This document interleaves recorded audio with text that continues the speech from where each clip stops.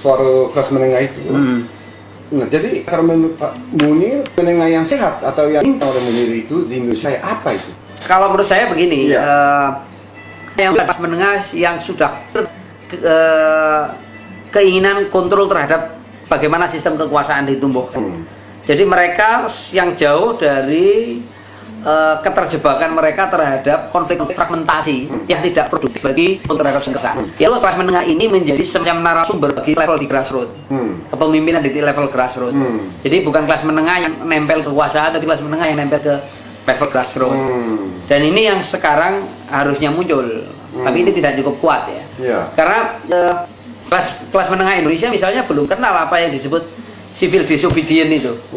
Itu padahal ciri gerakan kelas menengah yang cukup kuat kan pembangkangan sipil semacam itu, melawan pajak. Indonesia ada itu kekuatannya. Apa sudah mulai kelihatan gejala bahwa menengah sudah turun ke bawah? Gejala itu mulai. Misalnya munculnya GSJ di Jakarta, Gerakan Sarjana Jakarta. Munculnya kelompok ini para orang-orang di sekitar Bursa Efek yang menyebut dirinya Sosdem. GSJ itu apa? Gerakan Sarjana Jakarta. Ini karena gerakan kelas menengah yang mereka against militer dan against korupsi. Sebetulnya mereka sudah menolak pajak dihubungkan dengan korupsi dan militer. Tapi ini satu organisasi dan gerakan baru di Indonesia yang nggak pernah dikenal sejak pernah ada Orde Baru. Iya, tapi saya kira itu masih bisa dikatakan permainan intelektual. Iya, permainan masih genit di tingkat intelektual, belum menjadi sebuah gerakan. Tapi menurut saya ini satu embrio yang penting, yang memang harus terus-menerus dirangsang. Itu menjadi satu yang penting. Tapi misalnya contoh pengalaman kontras.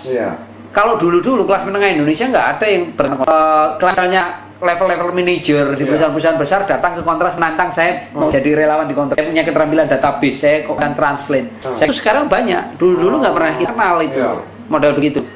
Kayak ICW itu, relawannya kan dari kelas-kelas itu. Itu tren baru kesadaran politik kelas menengah di Indonesia yang tanya mereka mulai sadar bahwa kelas menengah yang dulu ditumbuhkan oleh Orde Baru untuk menjadi buffer politik mereka.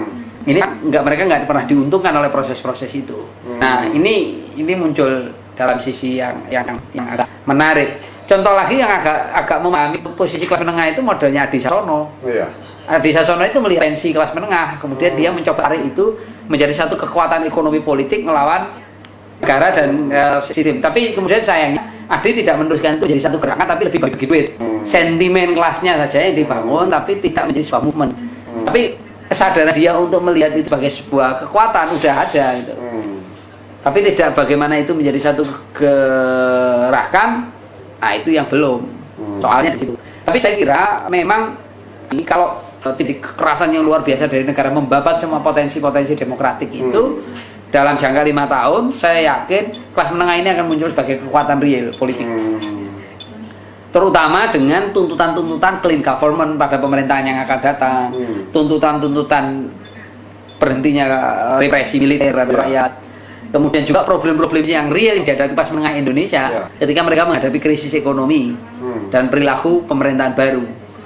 Dan menurut saya dalam ini kelas menengah akan mengalami penguatan-penguatan dalam proses itu. Kalau misalkan menurut analisa Pak Munir, hasil pemilu kali ini atau pelaksanaan pemilu ini yang memenangkan Megawati itu kelas menengah atau yang itu kelas? Jadi begini, Megawati, PDI sebetulnya tidak berdari kesadaran politik mereka mewakili kelompok teraniaya. Tapi persepsi grassroots lah yang memilih Megawati dan PDI Perjuangan sebagai simbol dari orang teraniaya. Jadi ini ada ada dua posisi yang berbeda begitu ya, di dua level. Level 1 sentimen elit politiknya itu beda dengan sentimen politik di grassroots di Indonesia itu. Jadi masa PDI itu adalah masa yang memang potensial bagi mendesakkan keadilan-keadilan ekonomi demokrasi level grassroots. Dan memang terilusi oleh simbol-simbol. Dan sebetulnya PDI dan grassroots itu ketemu sejak peristiwa 27 Juli.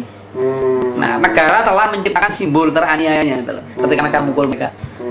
Nah, sementara sebetulnya logik politik di level yang atas ini hampir sama aja di semua partai juga begitu. Dan pikirannya tidak terlalu jauh beda antara PDI Perjuangan, PAN, PKB atau bahkan PBB sekalipun terhadap problem-problem kemiskinan dan keteraniayaan. Logikanya mirip-mirip saja antara satu dengan yang lain. Tapi yang lain ini gagal teraniaya. Bahkan ada kesan beberapa partai itu menjadi simbol kekuasaan negara yang itu enggak Itu yang terjadi. Makanya ketika misalnya ada perlawanan PDI Perjuangan dengan isu agama, itu nggak laku. Karena kemudian orang melihat apa sebagai simbol negara, yang itu ditolak di level. Itu yang terjadi kecelakaan politik non di luar PDI. Mereka tidak lihat isu politik di grassroots itu bukan urusan politik agama, tapi soal ketidakadilan ekonomi, represi. Itu yang menurut saya menjadi satu soal mendasar. Nah, tapi ini yang jadi soal kalau kemudian PDI berkuasa dan PDI gagal memberikan jawaban terhadap grassroots, dia juga akan tidak populer. Basis pendukung dia yang akan melawan. Karena orang berharap satu proses perubahan real di level grassroots itu kan nggak mau jadi politik. Yang jelas harga beras harus turun, harga gula harus turun, tempat kerja, peluang kerja berkembang, jaminan keamanan kerja berkembang, petani punya tanah lagi, semacam itu. Dan itu tidak mudah dijawab oleh PDI memang. Soal-soal yang akan datang adalah akan terjadi memang pergesekan-pergesekan arus hubungan elit dan grassroots pada lingkaran-lingkaran secara keseluruhan. Dan paling tidak untuk mengasuh atau melahirkan kelas menengah yang sehat, ekonomi yang baik. Yang baik agak sulit. Agak susah memang. Kekuatannya adalah akses misalnya basis ekonomi menengah juga. Misalnya basis ekonomi. Berarti harus menantikan sampai pulih kembali ekonomi. Saya kira enggak. Sekarang kalau ekonomi, maka yang kekuatan pertama kelas menengah memang. Dalam proses Indonesia dalam situasi ini, mungkin akan munculkan profil seperti yang terjadi di Taiwan. Ketika kemudian tidak konglomerat, tapi kelas menengah sangat kuat menjadi barisan bisnis tadi di Taiwan. Tidak ada satu leading yang kemarin. Nah, gejala politik Indonesia sekarang arahnya ke arus itu. Dan tambah juga liberalisasi ekonomi yang berarus dari kekuatan IMF World Bank itu juga akan mendorong kekuatan kelas menengah sebagai agen-agen mereka melalui model Prancis itu ya, model Prancis kayak McDonald, termasuk juga industri besar. Nah, itu akan masuk menimbulkan kelas baru, kelas menengah. Ini bedanya dengan dulu sebetulnya 5 tahun terakhir menjelang Soeharto jatuh, kelas menengahnya juga memperoleh fasilitas yang sama dengan itu. Tapi sayangnya kelas menengahnya adalah pejabat negara kemudian. Kayak misalnya Taiwan. Reebok sekarang ke Taiwan, sorry. Ya.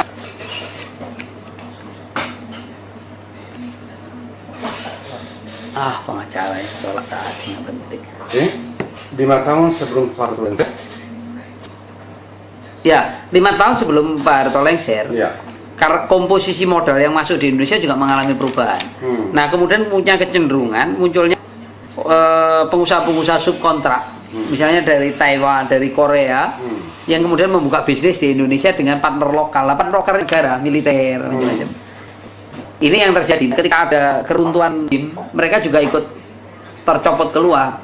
Nah, kalau yang tampaknya dengan tuntutan clean government macam-macam yang begitu luas, efisiensi macam-macam terhadap kapital, maka tampaknya partnernya tidak akan jatuh ke negara lagi. Nah, inilah menurut saya ada peluang kelas menengah Indonesia akan menguat. Sampai menjadi pelaku ekonomi langsung ataupun mereka menjadi partner dari kekuatan-kekuatan ini internasional. Nah, di sini saya melihat kemudian memang fungsi-fungsi kelas menengah akan menguat gitu. Dan tampaknya ini tidak semata-mata karena fasilitas negara. Kalau tadi Anda sebut nama Korea Selatan misalkan ada Taiwan, termasuk Jepang juga atau tidak? Beberapa Jepang, tapi sebenarnya Jepang lebih high tech. Kecenderungannya tidak lari ke Indonesia Jepang. Yang lari ke Indonesia ini kan yang cost produksinya udah terlalu mahal kalau dibuat di Taiwan. Ya ini kayak industri sepatu yang udah nggak menguntungkan ya. Dan mereka pun sudah subkontrak. Atau tekstil, garment. Ini yang kecenderungannya.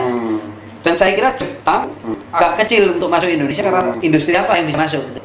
Karena yang high tech tidak butuh partner model yang Indonesia. Itu aja soal. Padahal Jepang sendiri punya perusahaan patungan begitu langsung dia sampai dibuang sebetulnya. Ya tapi tidak karena pemantauan ini nggak pernah terjadi suatu keributan antara soal buruh atau itu. Perusahaan Jepang relatif kurang konflik-konflik dengan buruh ya. Yang berat konflik dengan buruh itu ya Taiwan, Korea. Itu paling berat di Indonesia dua itu. Ya karena partner lokalnya juga karena perilaku ekonomi mereka juga kebutuhan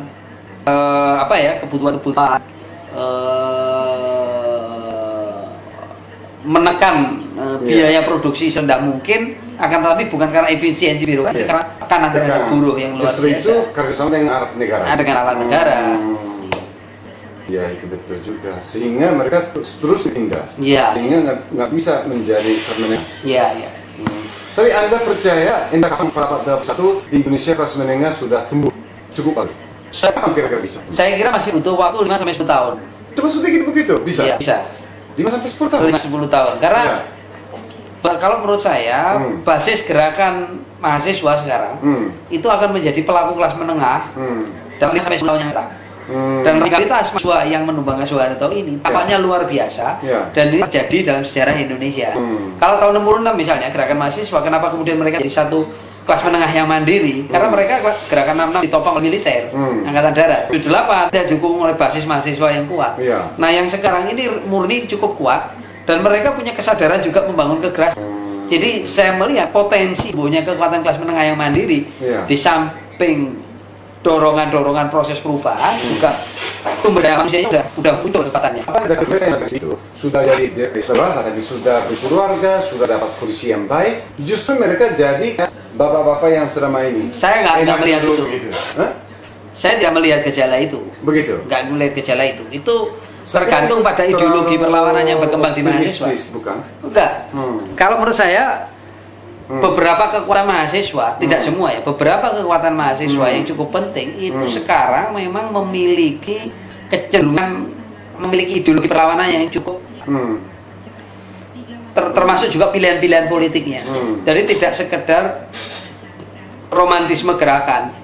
Nah kekuatan ini menurut saya satu simbol kekuatan penting politik Indonesia di kemudian hari. Jadi agak beda memang. Makanya saya melihat relatif akan ada dorongan dari kelas menengah itu, tapi itu butuh waktu memang. Saya sepanjang tidak beri presi yang luar biasa besarnya terhadap kekuatan-kekuatan demokratik ini akan menjadi satu potensi yang cukup. Tunggu, dalam tempo 10 tahun itu ya dalam arti kelas menengah sampai berapa persen? Nggak kuat, nggak bisa dibayangkan sebagai satu sudah berapa persen, begitu. tapi dia sebagai kelihatan menjadi sebuah kekuatan mandiri. Gitu. Ya. Tapi sesungguhnya sebagian mayoritas masyarakat Indonesia tergolong pada kelas menengah itu masih butuh puluhan tahun.